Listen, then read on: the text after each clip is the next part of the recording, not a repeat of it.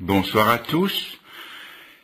Sur le thème de Face à l'avenir, après avoir déjà parlé une première fois de Notre avenir est-il écrit dans les étoiles, une deuxième fois sur la vie après la vie, nous arrivons ce soir à la prochaine crise mondiale, auquel j'ai accolé l'autre titre, le retour de Jésus-Christ. Je vais donc vous parler aujourd'hui de l'événement déclencheur, je dis bien déclencheur, de la plus grande crise mondiale, c'est le prochain retour de Jésus-Christ. Le texte de la Bible qui en parle le plus clairement se trouve dans la première épître de l'apôtre Paul aux Thessaloniciens au chapitre 4, et où à partir du verset 13, je lis que c'est l'exhortation de Paul, nous ne voulons pas que vous soyez dans l'ignorance à l'égard de ceux qui dorment, il veut dire par là qui sont décédés, qui sont morts, afin que vous ne vous affligiez pas comme les autres qui n'ont pas d'espérance. Car si nous croyons que Jésus est mort et qu'il est ressuscité, de même aussi, avec lui, Dieu ramènera ceux qui se sont endormis en Jésus. Car nous vous disons ceci par la parole du Seigneur, nous les vivants, restez jusqu'à la venue du Seigneur, nous ne devancerons pas ceux qui sont morts. Car le Seigneur lui-même, avec un cri de commandement, avec une voix d'archange, et avec la trompette de Dieu, descendra du ciel, et les morts en Christ ressusciteront premièrement. Puis nous, les vivants qui serons restés, nous serons ravis ensemble avec eux sur des nuées à la rencontre du Seigneur dans les airs. Et ainsi nous serons toujours avec le Seigneur. Consolez-vous donc les uns les autres par ces paroles. Pendant la Grande Guerre, celle que l'on a appelée avec espoir la der des der, l'Angleterre a connu une période particulièrement grave. L'Atlantique Nord pullulait de sous-marins allemands et, les uns après les autres, les bateaux britanniques s'enfonçaient dans les flots de l'océan. Les lignes de ravitaillement de l'Angleterre menaçaient d'être coupées. C'est alors que l'amirauté britannique mit les plus fins limiers de Scotland Yard sur la piste des sous-marins allemands, et ils ont trouvé que le point de départ des U-boats, c'était le port belge de Zeebrugge. Une opération audacieuse fut montée. Une puissante escadre emmenait avec elle un vieux cuirassé désaffecté, le Vindictive, chargé à mort de sacs de ciment. Son rôle était de s'engager dans le chenal de Zeebrugge, de s'y mettre de travers, de s'y saborder, pour empêcher à la fois l'entrée et la sortie des sous-marins allemands. L'opération réussit parfaitement. Les Tommy débarquèrent, remportèrent d'assaut les installations portuaires, et le Vindictive se saborda dans le chenal de Zeebrugge. L'opération terminée, les soldats britanniques se replièrent et furent repris par les péniches de débarquement, mais quand l'arrière-garde s'est présentée pour être réembarquée à son tour, elle vit que les bateaux, au lieu de se rapprocher de la plage, s'en éloignaient et disparaissaient dans la brume. Quelque chose dans l'opération avait raté, et la vérité leur a sauté aux yeux. Ils étaient laissés derrière, avec en face d'eux un ennemi supérieur en nombre, avec la mitraille, la mort ou les camps de prisonniers. Ils étaient laissés derrière. De même, parmi ceux qui m'écoutent ce soir, parmi ceux que nous côtoyons, certains, en un jour que nous croyons proche, seront aussi laissés derrière. Vous allez me dire pourquoi. Parce que Jésus-Christ revient pour enlever de ce monde en crise son Église, Église composée de ceux qui lui appartiennent, de ceux qui se sont donnés à lui, qui se sont convertis ou nés de nouveau, et qui ont pris ses paroles au sérieux, les croyants de tous les temps. Les autres, eux, seront laissés derrière pour faire face au grand cataclysme que prédit la Bible et qui se précise déjà maintenant. Et c'est ce retour de Jésus-Christ qui va être le signal de départ d'une crise mondiale sans précédent. Premièrement, quelle preuve avons-nous du retour de Jésus-Christ? Le Seigneur, connaissant sa mort prochaine, sachant qu'il allait offrir son grand sacrifice, verser son sang pour les péchés de tous ceux qui croiraient en lui, sachant aussi que ses disciples allaient rester tristes, seuls et orphelins, leur a dit cette parole dans l'évangile de Jean au chapitre 14. Que votre cœur ne soit pas troublé, vous croyez en Dieu, croyez aussi en moi. Dans la maison de mon Père, il y a plusieurs demeures. S'il en était autrement, je vous l'aurais dit. Et si je m'en vais, et que je vous prépare une place, je reviendrai, et je vous prendrai avec moi, afin que là où moi je suis, vous y soyez aussi. Ainsi, Jésus-Christ revient pour accomplir sa promesse. Le retour de Jésus-Christ est l'un des plus importants enseignements bibliques. Ce n'est pas, comme certains le pensent, une doctrine particulière à certaines sectes qui se réclament du christianisme.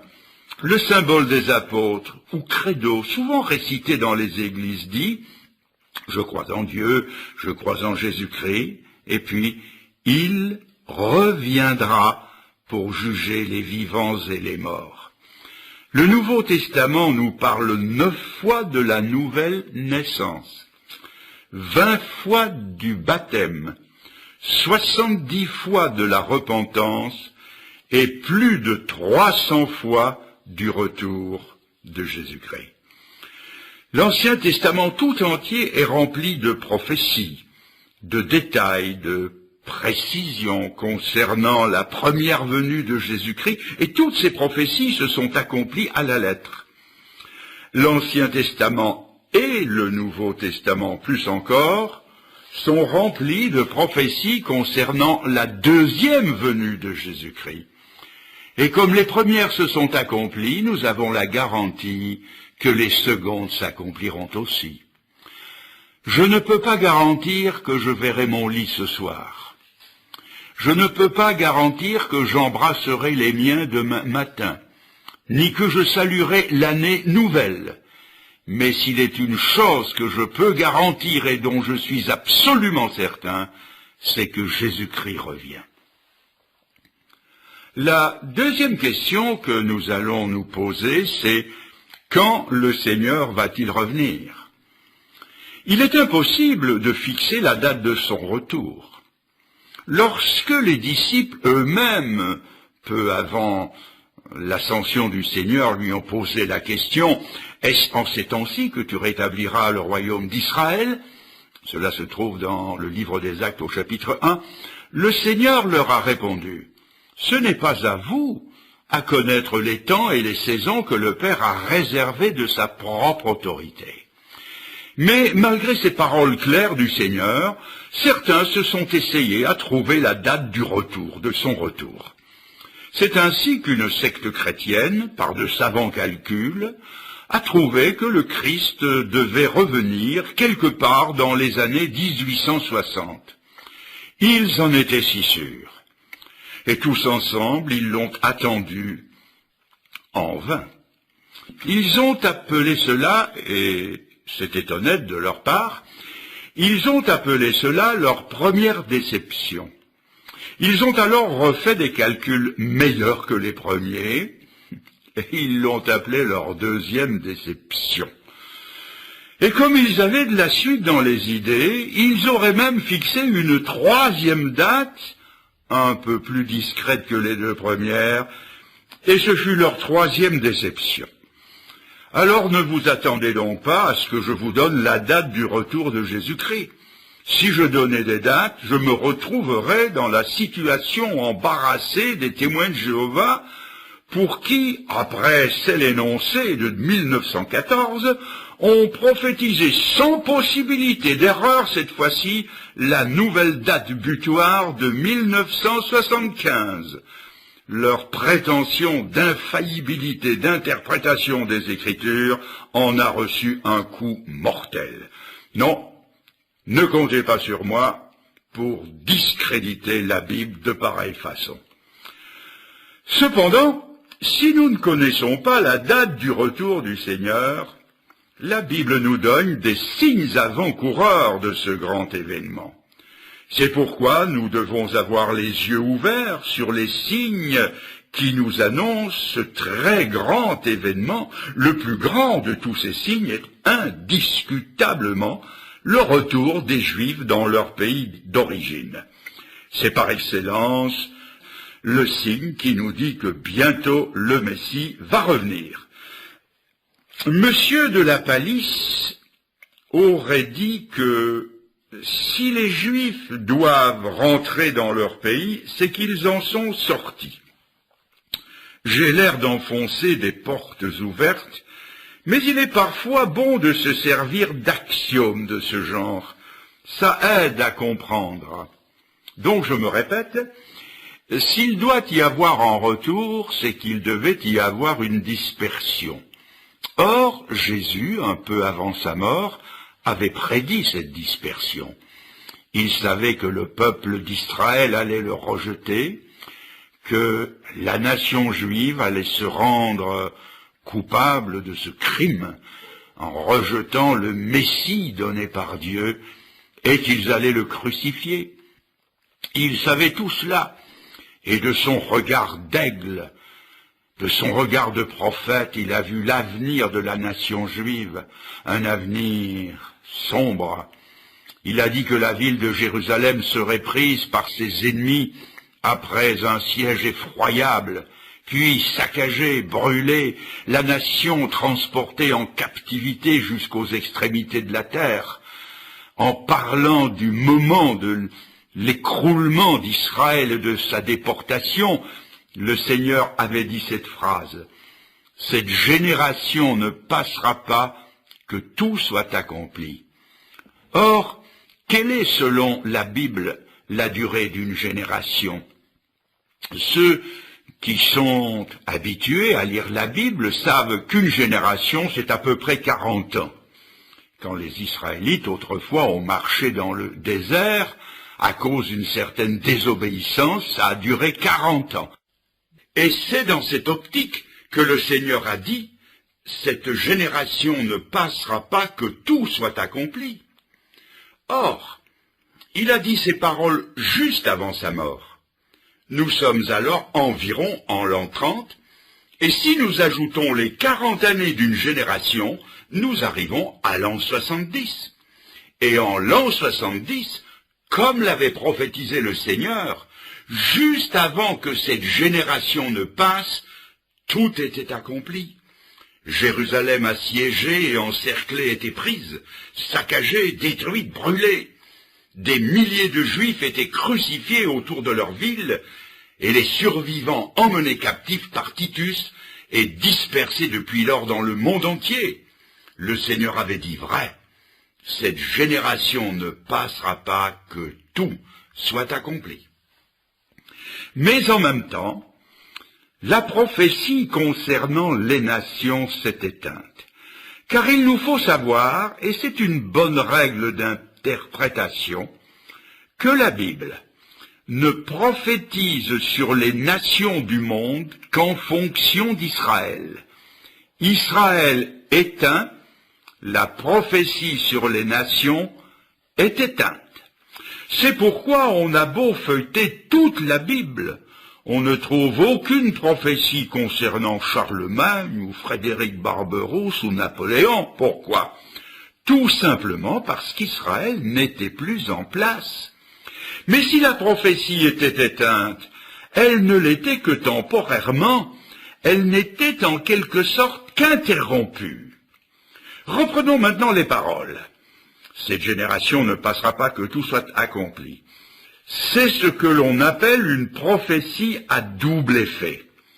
Ce sont les mêmes termes, mais tandis que la première concerne la dispersion d'Israël, l'autre concerne son retour, sa réintégration dans la terre que Dieu lui a promise. Et l'une comme l'autre doivent s'accomplir sur la période d'une génération. N'oublions toutefois pas que ce dont nous parlons en ce moment ne concerne qu'Israël et son Messie, et non la venue de Jésus sur les nuées du ciel pour enlever son Église. Mais ces deux événements ont en commun le temps d'une même génération. Quand on lit les chapitres 37, 38, 39 d'Ézéchiel, on trouve des prophéties concernant la Palestine qui n'ont pas encore été accomplies. Des nations sont citées nommément. Elles se situent au nord et autour d'Israël, des nations puissantes, ennemies d'Israël, alliées avec d'autres nations que nous connaissons très bien aujourd'hui et qui s'unissent dans le but ultime de le détruire. Si donc les nations sont mentionnées, il faut, selon les règles immuables de la prophétie, qu'Israël soit là. Et Israël est là. Et c'est sous nos yeux que cette prophétie s'est accomplie. Il faut plutôt dire en train de s'accomplir. Dispersée parmi toutes les nations depuis bientôt 20 siècles. Et malgré l'opposition féroce de ses ennemis, Israël est rentré dans son pays et va jouer un rôle prépondérant dans l'histoire du monde. 1948 est la date de la reconnaissance par l'ONU de l'existence et de la souveraineté d'Israël. La restauration finale d'Israël est loin d'être un fait accompli, mais la chose est en route. Malgré les avancées des guerres de 1957 et 1973, où le cœur de Jérusalem s'est remis à battre en tant que capitale, la restauration finale d'Israël reste l'objet de tous les défis. Mais je le répète, les choses sont en route. Et cette génération, 40 ans, ne passera pas que tout soit accompli. Cela prend toute sa signification et son importance pour nous. Il est difficile de pointer de façon exacte la date de départ de cette génération, d'autant que ces événements politiques et autres ne s'appliquent qu'à Israël, comme nous l'avons dit plus haut. Il y a donc tout lieu de croire que, sans fixer de date, ça je le précise, nous sommes entrés dans la génération qui verra le retour de Jésus-Christ. Il y a aussi d'autres signes sur lesquels, faute de temps, je passerai brièvement. Le Seigneur a ajouté que l'époque de son retour serait marquée par des signes dans le ciel. Et jamais autant qu'aujourd'hui, les hommes n'ont regardé dans le ciel et y ont observé des phénomènes étranges comme des soucoupes volantes, toute une batterie de cuisine, des cigares volants et bien d'autres choses désignées par le sigle OVNI, objet volant non identifié. Le Seigneur nous a dit qu'il y aurait des tremblements de terre en divers lieux. C'est une étude passionnante. Je l'ai faite. Je n'ai pas le temps de vous en parler ce soir, mais tout montre, selon les avis les plus autorisés, que la terre tremble de plus en plus souvent. Le Seigneur nous a aussi dit qu'à l'époque de son retour, il en serait comme du temps de Noé où ils avaient rempli la terre de violence et de corruption. Et nous vivons maintenant dans un climat de violence et de corruption que personne ne songerait à nier. Selon des sources autorisées, une dizaine d'organisations terroristes travaillent et cherchent à se procurer l'arme nucléaire, ainsi que les non moins dangereuses armes chimiques et bactériologiques. Nous vivons une période aussi dangereuse, ou même plus dangereuse qu'en 1939. Les experts sont d'accord pour dire qu'un suicide à l'échelle mondiale est devenu possible. Et cela à un tel point qu'un diplomate de haut rang a pu dire que le temps de prier pour l'humanité est arrivé. Tout nous indique que réellement les temps se sont avancés et que bientôt le Seigneur, le Sauveur, va revenir. Maintenant, que se passe-t-il dans le monde aux alentours du retour de Jésus-Christ? Je vais vous citer une prophétie qui se trouve dans Zacharie au chapitre 12, au verset 3, et je vous demanderai de bien la retenir. Je ferai de Jérusalem une pierre pesante pour toutes les nations, ou pour tous les peuples. Jérusalem, une pierre pesante. Dites-moi, est-ce que nous ne sommes pas au cœur de la prophétie et de l'actualité? Jérusalem est une pierre qui va devenir de plus en plus pesante.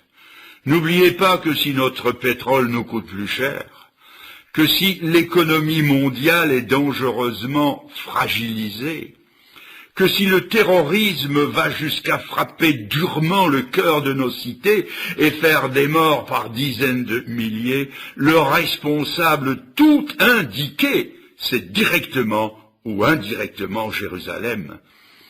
Ah, si seulement les nations du monde avaient la sagesse de ne pas aller remuer cette pierre. Mais la prophétie est en route, et toutes les nations s'en mêlent. Et outre le territoire d'Israël, Jérusalem, la ville elle-même, deviendra, et elle est déjà, une pierre de plus en plus pesante. Je voudrais maintenant vous lire une autre prophétie que je trouve dans l'avant-dernier livre de l'Ancien Testament, encore dans Zacharie au chapitre 14 et au verset 12. C'est ici la plaie dont l'Éternel frappera tous les peuples qui auront fait la guerre contre Jérusalem. Leur chair se fondra tandis qu'ils seront sur leurs pieds, leurs yeux se fondront dans leurs orbites, et leur langue se fondra dans leur bouche. Il y a 60 ou 70 ans, si un prédicateur était venu avec un texte comme celui-là, on l'aurait qualifié de loup-garou ou de croque-mitaine, car à aucun moment de l'histoire, il n'a existé des armes capables de produire des résultats comme cela. Des hommes debout qui fondent d'un coup. Mais depuis Hiroshima et les armes chimiques dont on ne parle qu'à mi-voix, les hommes savent que c'est chose possible. À Hiroshima, entre autres, on a trouvé un homme complètement fondu et désintégré. Il ne restait de lui qu'une ombre plaquée au sol. Nous avons atteint cette génération où les descriptions de l'écriture peuvent être accomplies. Voilà encore une évidence qui montre que nous avons atteint la fin des temps, ou des temps très avancés. Que se passera-t-il maintenant dans l'Église? Non pas seulement en Israël, dans le monde, à Jérusalem, mais dans l'Église, au temps du retour de Jésus-Christ. Il est surprenant de constater, quand on lit l'histoire de la 7e et dernière Église de l'Apocalypse, celle de Laodicée au chapitre 3, que c'est une Église satisfaite. Une Église qui se croit ou qui se dit riche, influente et self-suffisante. Elle le dit bien haut, « Je n'ai besoin de rien ». Mais le Seigneur, de son regard de flamme, lit dans le cœur des membres de cette Église et dit « Parce que tu n'es ni froid ni bouillant, mais parce que tu es Tu es tiède, je te vomirai de ma bouche. Si le Seigneur regarde dans notre cœur, quelle température y trouve-t-il? Ne croyez-vous pas que nous sommes devenus bien tièdes? Le Seigneur, en parlant du retour, du temps de son retour, a dit que parce que l'iniquité prévaudra, l'amour de beaucoup sera refroidi. Un ami m'a dit un jour que quand il serrait la main d'un frère chrétien, il ne la serrait pas de la même façon, mais avec plus de force que celle d'un autre. Mais aujourd'hui, que de mollesse dans certaines poignées de main, de vrais chiffres molles, flasques comme de la gélatine. Dans certaines églises, une deuxième porte de sortie serait la bienvenue et permettrait qu'à quelques-uns de refuser à d'autres la plus élémentaire civilité. Jésus a aussi ajouté, quand le Fils de l'homme reviendra, trouvera-t-il encore la foi? Il n'a pas dit qu'il ne la trouverait plus, mais il a posé la question, à tel point que quelqu'un a pu dire, j'ai cherché l'Église, je l'ai trouvée dans le monde.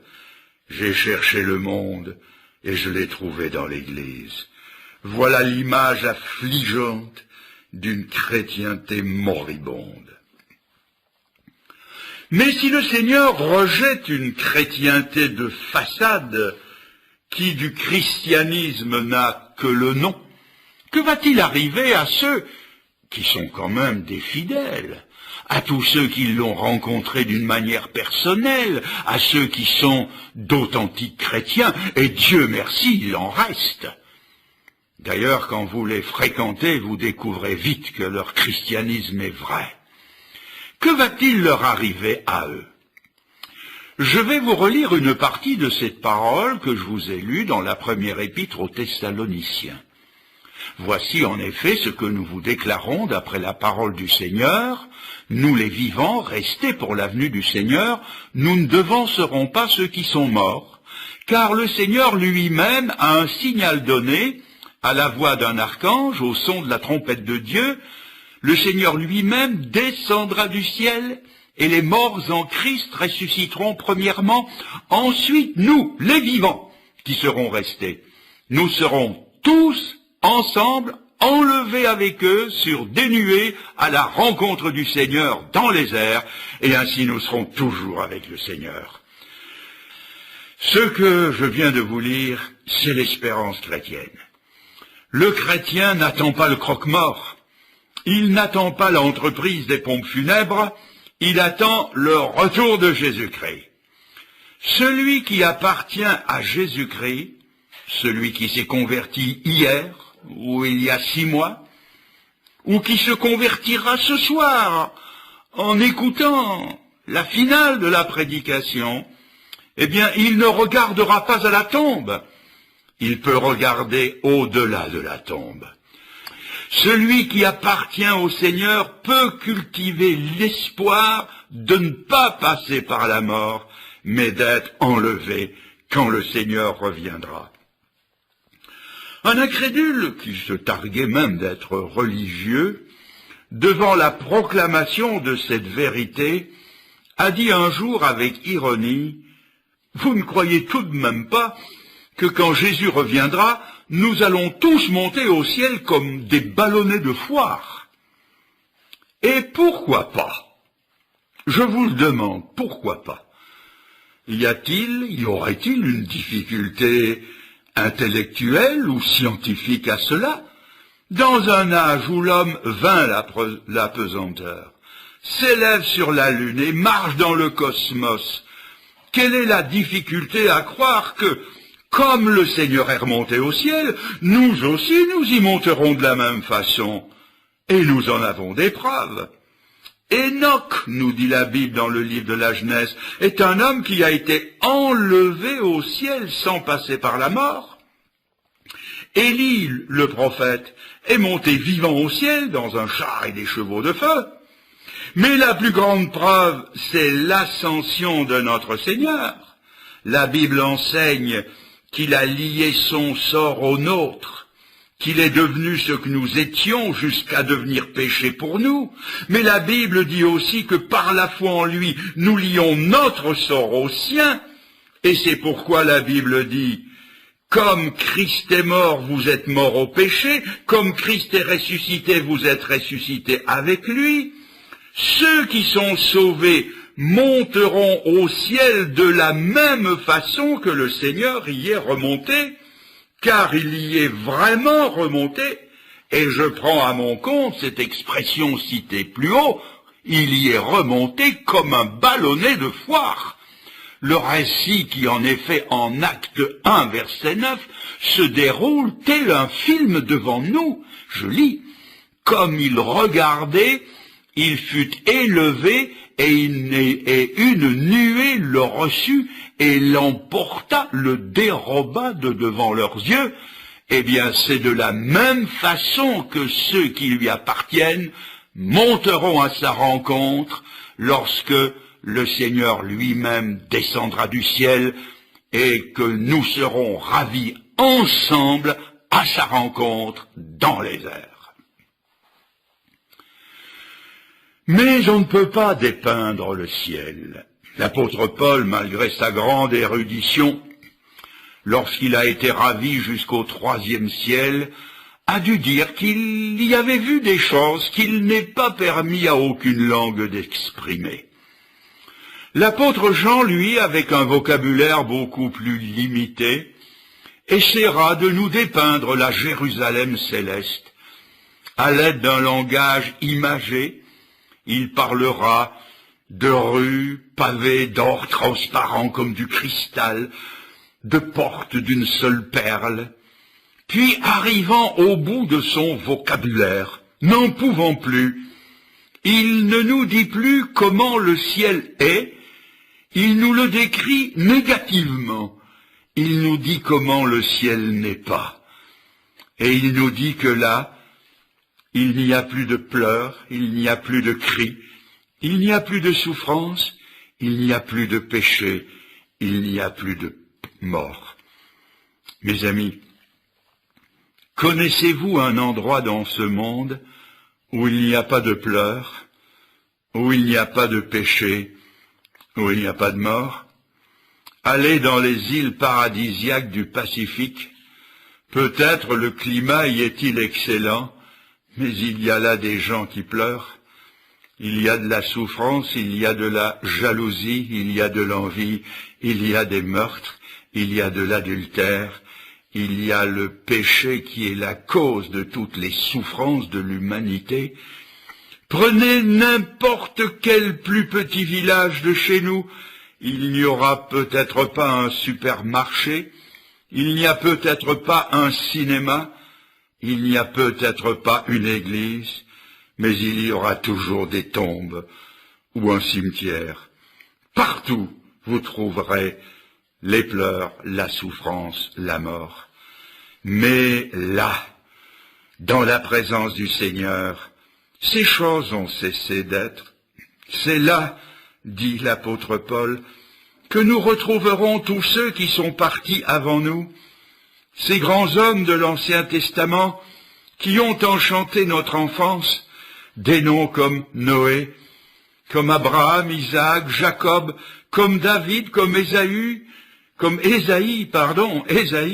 comme Jérémie, des noms plus proches du Nouveau Testament comme Pierre, comme Paul, Jean, comme Jacques, et plus près de nous, des noms comme Marie Durand, les résistantes de la tour de Constante, Livingstone, le missionnaire explorateur, Martin Luther King et j'en passe, et aussi tous les martyrs de la foi qui ont eu leurs yeux, leur langue arrachée sous la torture, qui sont morts sur des bûchers de l'Inquisition, qui ont tenu ferme pour nous garder les vérités de l'Évangile et conquérir pour nous la liberté de conscience, nous les reverrons tous. Nous reverrons ceux qui, comme cette mère ou cette aïeule, ont bercé notre enfance en fredonnant des cantiques que nous n'avons jamais pu oublier tout à fait. Nous reverrons ces êtres chers que nous avons déposés dans la tombe, Ce jour-là, nous aurions voulu nous jeter dans la tombe avec eux, mais à la venue du Seigneur, nous nous retrouverons tous ensemble, et avec lui dans le paradis de Dieu. C'est cela, mes amis, l'espérance chrétienne.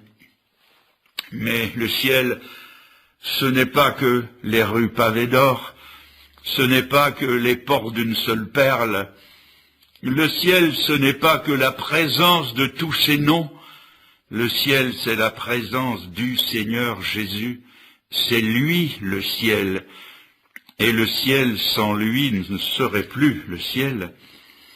Chacun sait qu'une maison, sans la présence de l'être que l'on aime, n'est plus sa maison propre. Elle peut être lambrissée, elle peut être richement meublée, elle peut être décorée. Si celui ou celle que l'on aime n'est plus là, oh quel vide! Et comme l'a si bien dit quelqu'un, qu'un seul être vous manque, et le monde est vide.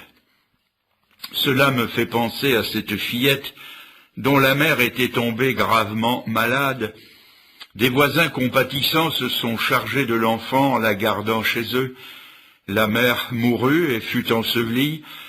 Les voisins qui gardaient cette petite fille n'avaient jusque-là pas osé lui dire la vérité, comme elle pleurait tous les jours en disant « Je veux rentrer dans ma maison, je veux retourner dans ma maison ». Ces gens l'ont laissée rentrer chez elle. Elle a couru dans le vestibule en criant « Maman !» Elle est entrée dans la cuisine « Maman !» Elle est entrée au salon « Maman !» Elle est entrée dans les chambres en criant « Maman !» Et quand elle s'est rendue compte que sa maman n'était plus là, elle a demandé d'être ramenée chez ses voisins. Sa maison sans sa maman, ce n'était plus sa maison. Le ciel sans Jésus ne serait pas le ciel. Le ciel, c'est lui. Et je pense à cet évangéliste qui faisait une série de conférences dans une ville. Il fut sollicité d'aller visiter une de ces vieilles personnes qui ne peuvent plus assister aux assemblées. Il alla voir une vieille dame chrétienne de 87 ans. Il s'est approché d'elle et d'une façon très familière lui a dit « Grand-mère, nous allons lire un psaume. » Il lut le psaume pour elle, et quand il eut fini de le lire, elle récita le psaume. Elle le savait par cœur. Il ajouta « Grand-mère, je vais prier pour vous. » Il se mit à prier pour elle, et quand il eut fini de prier pour elle, elle se mit à prier pour lui. Il ressentit quelque chose de chaud qui lui montait au cœur. Un peu surpris, il dit « Grand-mère, la Bible nous fait une promesse. C'est que quand le Seigneur reviendra, nous serons faits semblables à lui. » Elle ajouta « Oui, mais vous n'avez cité que la moitié du verset qui dit « Parce que nous le verrons tel qu'il est. » Ainsi me disait un cher vieil ami, en combien de temps ce retour va-t-il se faire? La parole de Dieu est claire sur ce point. Dans 1 Corinthiens 15, verset 52, il est dit « Voici, nous ne mourrons pas tous, mais tous nous serons changés en un instant, en un clin d'œil. » En grec, en un instant, c'est en un atome. Un atome, c'est la plus petite partie d'un corps alors connu, ce qui veut dire la plus petite partie du temps. J'aime beaucoup cette expression, en un clin d'œil. Ce départ va se faire à la dernière trompette, au son de la trompette de Dieu, et ce sera le grand départ, le grand envol de son Église pour la gloire. Et ce départ sera, je le répète encore, le signal de la plus grande crise mondiale. Savez-vous pourquoi je dis mondiale? Eh bien parce que ce sera une crise où le monde entier sera impliqué. Dans l'évangile de Luc au chapitre 17, des versets 34 à 36, le Seigneur a parlé de son retour qui, ne l'oublions pas, doit se faire, comme nous venons de le lire, en un clin d'œil. Ces paroles ont dû paraître étonnantes pour les gens de son temps et paraître anti-scientifiques aujourd'hui sans un minimum d'examen. Voici ce qu'il a dit dans l'évangile de Luc. Au jour du Fils de l'homme, je vous dis qu'en cette nuit-là, la nuit, 2 seront dans un même lit, l'un sera pris, l'autre laissé, 2 femmes moudront le grain ensemble, l'une sera prise, l'autre laissée, 2 seront au champ, l'un sera pris, l'autre laissé. Pour ceux qui sont au lit, c'est la nuit. Les femmes qui préparent le repas, c'est la matinée. Les hommes qui sont au champ, c'est la journée. Comment 3 heures différentes peuvent se passer en un même temps et en un clin d'œil? Est-ce par hasard que le Seigneur connaissait le fuseau horaire?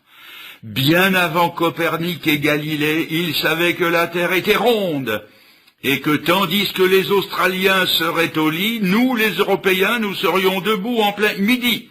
Lui, le créateur des mondes, pouvait parler de plusieurs heures différentes en un même instant, d'où la déduction logique d'une crise à l'échelle des continents. Il y aura ce jour-là des scènes de disparition, et la Bible nous en fournit des exemples. Enoch, dont nous parlions plus haut, fut le premier à être enlevé et à disparaître. Élie a disparu devant les fils des prophètes, qui ne l'ont pas retrouvé. Ils ont cherché en vain pendant plusieurs jours. Disparu et sans laisser de traces, aurait pu être un entrefilé dans le journal local. Et quand Jésus-Christ reviendra, les mêmes scènes se reproduiront, mais à une échelle mondiale. Je crains aussi que certains parents ne partent à la rencontre du Seigneur et que des enfants incrédules ne se retrouvent tout seuls, laissés derrière, comme nous l'avons dit au début. Je crains que, si le retour devait se produire un samedi soir, le dimanche matin au culte, certains paroissiens n'attendent en vain leur pasteur pour présider leur culte, ce prédicateur un peu farfelu à leur avis, qu'ils écoutaient d'une oreille distraite et d'un sourire entendu quand il leur parlait du retour de Jésus et de l'urgente nécessité de se convertir avant qu'il ne soit trop tard. Ils se diront, mais enfin, qu'est-ce qu'il fait aujourd'hui? Il est en retard. Bien sûr qu'il est en retard. Un immense retard même. Il ne se présentera jamais car il est déjà présent à un autre culte, celui d'en haut. Et je crains très fort que certains ministres du culte, qui nient les vérités de l'Écriture et l'enlèvement de l'Église en particulier, n'attendent en vain l'arrivée de certains paroissiens ce jour-là. Ils tapoteront sur leur montre Swiss Made pour s'assurer qu'elle marche encore, bien inutilement d'ailleurs. Ces retardataires seront absents pour toujours. Pourquoi eux qui étaient les plus assidus et les plus ponctuels sont-ils en retard aujourd'hui? Parce qu'ils sont à l'office divin dans la gloire de Dieu. Quel absentéisme il y aura ce jour-là! Je me souviens d'une aventure qui m'est arrivée il y a longtemps au début de ma conversion. J'étais converti depuis 1 an, 2 ans tout au plus. J'avais un cher ami, un jeune chrétien de mon âge, très versé dans les Écritures. Il est venu chez moi pour y passer 2 ou 3 jours. Nous avons parlé de tout, surtout de la Bible, de notre espérance, de notre foi et de l'enlèvement de l'Église. Dans la maison de mes parents, il n'y avait pas de chambre d'amis. Force lui fut de partager mon lit. C'était, dirons-nous, un petit lit de 2 personnes ou un grand lit d'1 personne. À cette époque, étant encore célibataire, je n'avais pas appris à me contenter de la partie congrue du lit. Ma grande et longiligne personne s'est étendue sur ce lit, lui d'un côté, moi de l'autre, et je me suis endormi profondément. Le lendemain matin, très tôt, comme le soleil commençait à peine à poindre. Je me réveille, d'un œil je regarde à ma gauche, je n'y trouve plus personne, j'ouvre le deuxième œil et je m'aperçois que réellement la place est vide. Je me retourne et je regarde vers le porte-manteau, sa cravate, sa chemise, tous ses habits y étaient accrochés. Je me suis alors réveillé tout à fait, et une pensée dont nous avions débattu la veille m'a traversé l'esprit. De deux qui seront au lit, l'un sera pris, l'autre laissé. Est-ce que le Seigneur serait revenu pendant la nuit? Mais je me suis dit, mais c'est pas possible, car si le Seigneur était revenu, je serais parti avec lui, puisque je lui appartiens. Je vous assure que je n'en menais pas large, j'avais, comme on dit, le baromètre à zéro. Effrayé, je sautais du lit et, en faisant le tour, je l'ai trouvé dormant sur la carpette. Le pauvre, ne trouvant plus de place dans le lit, à cause de mon encombrante personne, il n'avait plus trouvé de place que sur la carpette. Que cette carpette soit bénie entre toutes les carpettes. Mais un jour viendra où on aura beau regarder sur la carpette, il n'y aura personne. Je m'empresse de dire que quand le Seigneur a dit de deux qui seront au lit, il n'a pas voulu dire 50-50, et que nécessairement 1 sur 2 serait pris ou laissé, mais il nous a parlé d'une possibilité que dans un même foyer, un mari et sa femme, l'un puisse appartenir au Seigneur et l'autre pas, l'un pris et l'autre laissé. Et c'est à partir de ce moment-là que le monde va connaître cette grande crise. La Bible dit que ceux qui sont à Christ, les chrétiens, les vrais chrétiens, pas ceux qui ne le sont que de nom, mais ceux qui sont nés de nouveau, ils sont, eux, le sel de la terre. Notre monde est comme un grand corps dans lequel il y a de moins en moins de sel parce que, proportionnellement, il y a de moins en moins de chrétiens. Et le jour où le sel de la terre sera parti, ce sera la grande crampe. Je dis bien crampe. J'ai appris que le sel était bon contre les crampes. Les joueurs de tennis, sous la chaleur des cours, s'usent des pastilles de sel. Ça empêche les crampes, paraît-il. Le jour où le Seigneur sera parti avec ses rachetés, qui sont le sel de la terre, notre monde, qui est déjà assailli de crampes, aura ce jour-là, une fois pour toutes, la grande crampe. Et le sel, comme on le sait, empêche aussi la corruption. Quand ce qui fait encore barrage à la corruption sera enlevé, ce sera la mondialisation de la corruption dont on voit déjà les effets dévastateurs aujourd'hui. Vous me demanderez sans doute, que va-t-il arriver à ceux qui vont être enlevés? La Bible est claire.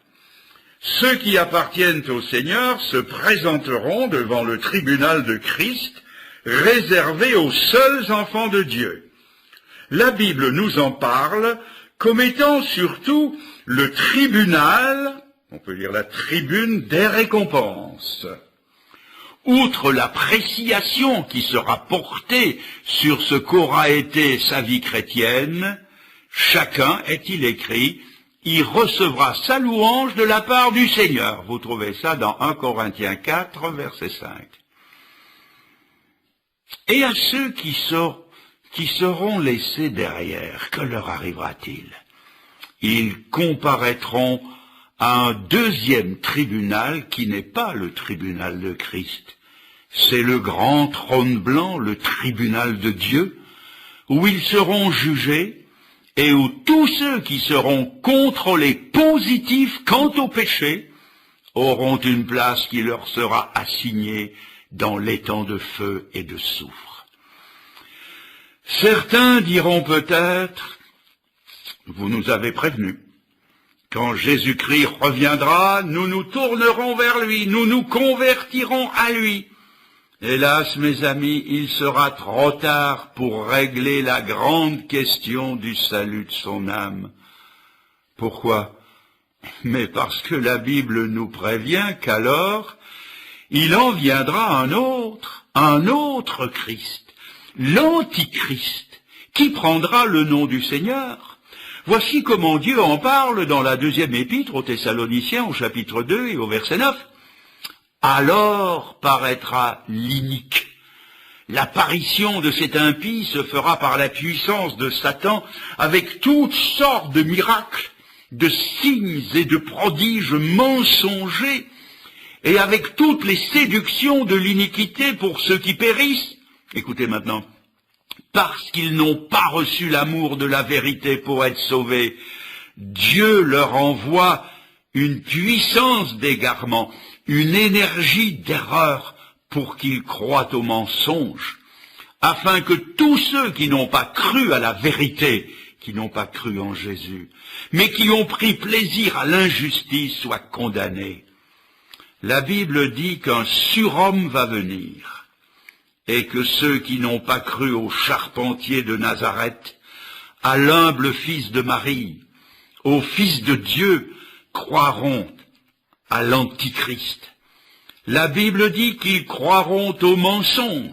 Vous allez dire, moi je n'y croirai pas. Au contraire, vous y croirez. C'est Dieu qui le dit dans la deuxième épître aux Thessaloniciens, au 2e chapitre. Ceux qui n'ont pas cru à la vérité du Christ, Dieu les livrera au mensonge et une énergie d'erreur ou à une puissance d'égarement. Les hommes seront éblouis, séduits par les fastes et les prodiges de cet homme de Satan. De 1933 à 1945, il y avait de l'autre côté du Rhin environ 60 millions d'Allemands. Ils étaient parmi les gens les plus cultivés, les plus évolués du monde. Chacun sait qu'ils ont presque tous crié « Heil Hitler, Sieg Heil !» Il les a tous trompés. Il les a mis en boîte. Et ils le reconnaissent aujourd'hui. Ce que je veux surtout que vous sachiez, c'est que Hitler, ce n'est qu'un gamin à côté de l'Antichrist. Dans ces jours-là, le magistrat ne sera plus le serviteur de Dieu. Il sera le serviteur du péché. Et si vous ne voulez pas de Jésus-Christ dans votre vie, vous vous préparez à acclamer et à servir l'ennemi de Dieu, l'Antichrist. Certains, en m'écoutant, diront peut-être « Ces choses-là, nous les avons entendues depuis longtemps, mais où est la promesse de sa venue? Car depuis toujours, les choses de la vie tournent comme elles ont toujours tourné. C'est l'hiver, le printemps, l'été, l'automne, et puis ça recommence. L'hiver, le printemps, l'été, l'automne, les saisons apparaissent, disparaissent, et comme le disent nos amis parisiens, c'est toujours métro, boulot, dodo, métro, boulot, dodo, et ça recommence. Alors, où est la promesse de sa venue? Figurez-vous que cette question n'est pas une idée neuve. Elle se trouve déjà dans la Bible. La Bible est la première à la poser. Dans la deuxième épître de Pierre au chapitre 3, on lit ces paroles. Sachez avant tout que dans les derniers jours, des moqueurs viendront avec leurs railleries, marchant selon leur propre convoitise et disant « Où est la promesse de sa venue ? Car depuis que les pères sont morts, tout demeure comme dès le commencement de la création. » Où est la promesse de sa venue? Ils ont dit cela du temps de Noé, ce vieux mystique, ce vieux détraqué, qui avait construit un bateau au beau milieu d'une plaine et qui leur tonnait dans les oreilles que l'eau allait descendre du ciel pour les engloutir tous. Ils en ont fait des gorges chaudes, ils ont dit l'eau descendre du ciel à d'autres. On n'a jamais vu l'eau descendre du ciel. En effet, les conditions climatiques semblent avoir été différentes de ce qu'elles sont aujourd'hui.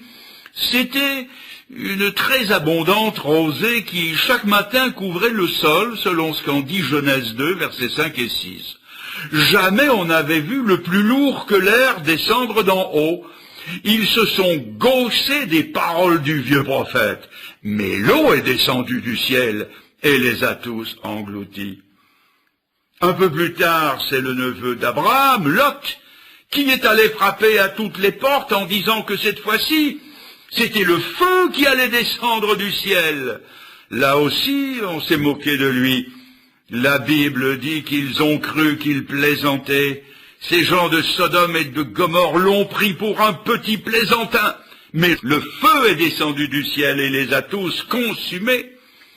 Et aujourd'hui, les hommes se moquent et disent, le Christ, revenir et descendre du ciel à d'autres. Mais il descendra du ciel. Jésus revient, et il revient bientôt. Et si vous êtes convaincus de son retour, êtes-vous prêts à le rencontrer? Si vous y croyez, puis-je maintenant vous poser une question? Comment attendez-vous le Seigneur qui revient du ciel? Pendant la dernière guerre, l'équipage d'un bombardier britannique était allé en mission sur l'Allemagne nazie, mais il fut touché par la DCA, 2 de ses moteurs étaient hors d'usage. L'escadrille était rentrée depuis longtemps, et l'avion en perte de vitesse peinait péniblement au-dessus de la mer du Nord pendant la nuit. Le pilote et le navigateur parlaient ensemble, et le pilote dit « Je me demande si nous parviendrons à rallier la base. » Le navigateur lui dit « Ma femme m'attend à la base, et elle doit nous croire perdus. » Le pilote a dit « Ma femme m'y attend aussi. » L'avion put passer par-dessus les falaises de Douvres et réussit à se poser sain et sauf.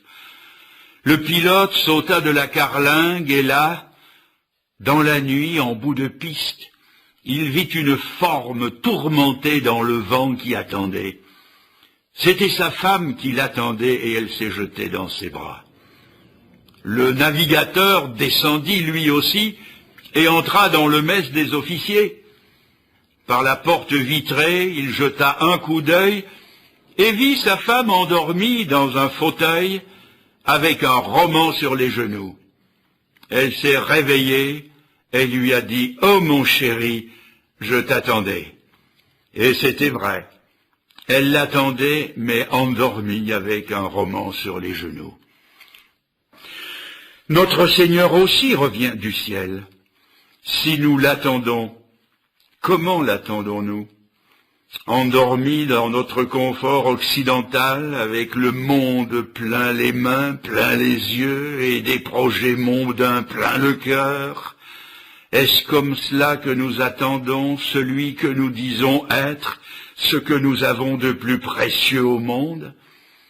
Alors je vous propose de vous lever et de sortir à sa rencontre, dehors, là où on ne dort pas, dans la bourrasque, dans le vent, dans la pluie, dans le combat, les yeux fixés vers le ciel, d'où le Seigneur doit revenir bientôt. Voulez-vous vous préparer à le rencontrer? Pour être prêt, il faut le recevoir aujourd'hui. C'est maintenant, mais juste maintenant qu'il faut l'accueillir dans votre cœur et vous donner à lui. Mes amis, tandis que vous écoutez ces dernières paroles, là où vous êtes, recueillez-vous en cet instant, et dans une courte prière, dites-lui, et vous pouvez même répéter ces paroles, je vais les dire lentement, lui dire, Seigneur, je mesure aujourd'hui la distance morale qui me sépare de toi. Dites-lui, Seigneur, Seigneur, je ne suis pas prêt à te rencontrer. J'ai besoin de ton pardon. J'ai besoin de ton pardon. Accorde-le-moi, je te prie.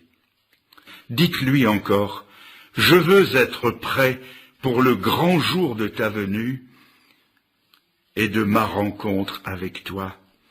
Seigneur, avec ton aide, je marcherai avec toi et je te servirai jusqu'au bout. Amen.